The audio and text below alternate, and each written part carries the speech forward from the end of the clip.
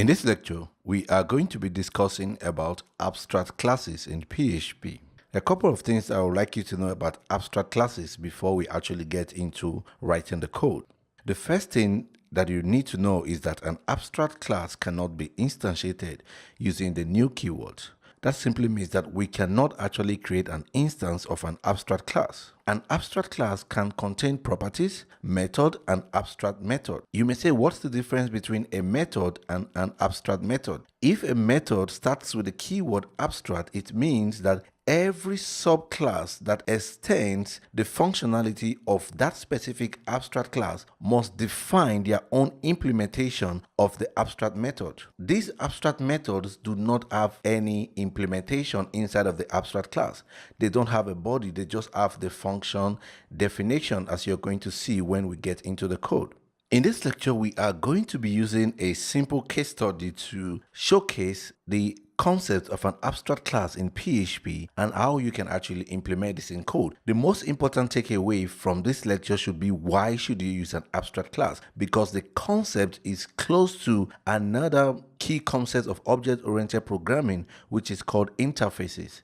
So they are very close in concept, except that an abstract class contains some implementation, which means it can have some method that has implementation and also abstract methods that are just method definitions without any implementation. And an interface, on the other hand, contains just definition, no implementation. So the case study for this lesson is, we need to actually create a package that allows a client to make a connection to the database, query data, and then return that data from the database as an std class using either Pdo or MySQLi API. Few things to take note of here. The Pdo and MySQLi are both APIs that allows us to make connections to the database, but the connection method for both APIs are completely different. Both Pdo and MySQLi both provide a query method, but the way that the data is being returned is different. For example, using Pdo, we can use a method called fetchAll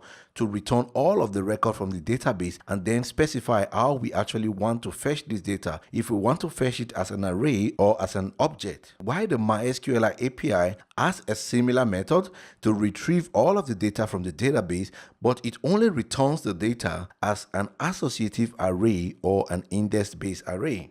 Closing a database connection for both APIs is completely different. To close a connection for MySQLi, we usually call the close method, while for Pdo, you can just set the Pdo object to null, and that will close the connection. So looking at the way the two APIs behave, this is a clear indication of where we can actually use an abstract class, because there are some functionality that both share together. For example, they have the query method that allows us to just retrieve information from the database. The only difference is in terms of how they return the data, and few other similarities between them. So I'm going to open my text editor now, and we are going to walk through how we're going to build a simple database class that allows a client to either make a connection using Pdo or MySQLi in the same application. So there's an option for you to choose if you want to use a Pdo connection or if you want to use a MySQLi connection. So this is a very good example for us to actually illustrate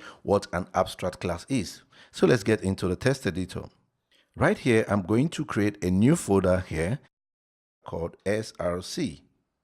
And then inside of the src folder, I am going to create a new class.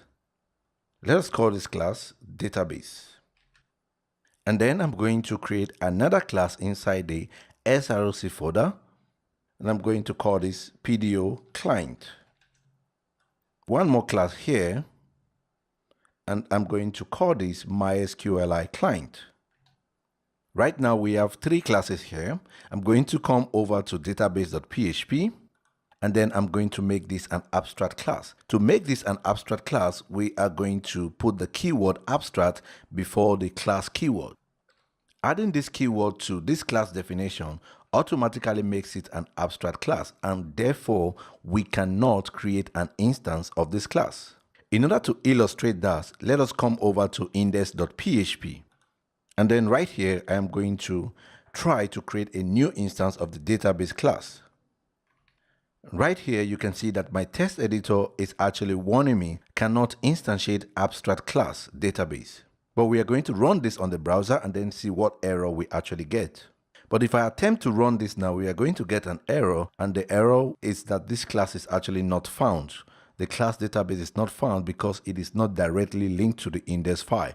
Let's just see that on the browser, and then I'll show you how we can fix that using a very simple auto-loading feature. Fatal error, uncut error, class database not found. Alright, so let's now see how we can actually fix that using a very simple or basic PHP auto-loading function before we continue on abstract classes. Right here, I'm going to actually use the PHP standard library autoloader method to automatically load a class that is being required inside of the index file. So what we can do is type SPL underscore autoload underscore register, and then we pass it an anonymous function. The function is going to actually take one parameter, which is going to be the name of the class that is being requested. In this case, it will be database. So we can say class name. And then inside of here, we are just going to include that specific class. So we're going to say include. Right now, because all of our classes are inside of the SRC folder, so we are going to start by making a reference to the SRC folder. So we're going to say SRC slash, and then we put the class name. So just concatenate class name, and then end it with the extension. That will be .php. And then right now we get the actual error that we are expecting, cannot instantiate abstract class database. Okay, let's get again into the code and begin programming the database class. Right here inside of database.php, we want to actually create some properties, because remember I said that an abstract class can actually contain properties and methods and also abstract methods. So we're going to create some properties here. Going to make them all protected. So we say protected handler, and then we have another protected statement, and then we are going to have protected host, and then we are also going to have protected db underscore name, and then we are going to have db underscore user, and then db underscore password. And then inside of here, we are going to have a constructor method. Remember, the purpose of the constructor method is to actually set up the class, to bootstrap the class. So we're going to say public function underscore underscore construct. The constructor method is going to take some parameters. It's going to actually take the host, and then it's going to take the DB name, and then the user and the password. So there will be DB underscore user, DB underscore password. And then it is going to set the values of these properties that we have defined on line 8 to be equal to whatever is being passed into any class that is extending the database class. So that means when we create other classes that extend this class, they are going to call the parent constructor, and then they are going to pass in values through their own constructor to the parent constructor. And then we're going to use that to set the values of host, DB name, DB user, and DB password. So inside of here, I'm going to say this host should be equal to the parameter host. This db underscore name should be equal to db underscore name. This db password should be equal to db password. And then this db user should be equal to db user. And then inside of here, we are going to have another method, which is going to be the connect method. This method is going to be an abstract method. So we're going to start with the keyword abstract. Remember, I mentioned that an abstract method is a method that any subclass that implements this class that we are defining the abstract method inside must create their own version of this method, must implement this method inside of their class. So I'm going to say abstract public function connect. And this function or method cannot actually have a body. So if I attempt to put a body here, you're going to see it highlights it, and then when I move my cursor close, it says method should either have body or be abstract. An abstract method cannot have a body, it can only be the declaration. End this with a semicolon, and then we are going to create another method. This is going to be a select method. This is the method that is actually going to fetch the data out of the database. Public function select. This method is going to actually take a query. So that's going to be our SQL query. And inside of this select method, what we essentially want to do is to run the query and then return the entire object. Remember, I told you about method chaining before, so we are going to be using that skills here. And if we scroll up here, we have the underscore handler property. So we are going to start by saying this statement, which is going to store the record set, should be equal to this handler.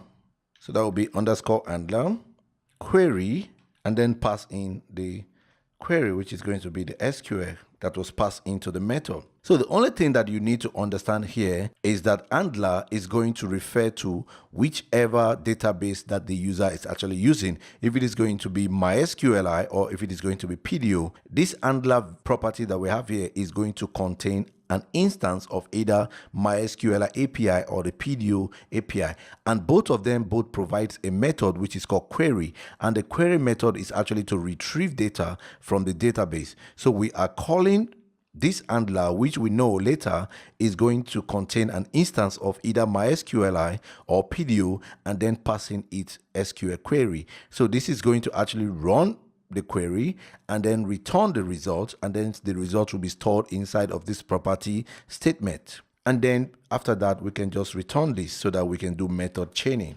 And then we are going to create two more methods here. The next one is actually going to be a get method. It is going to be abstract.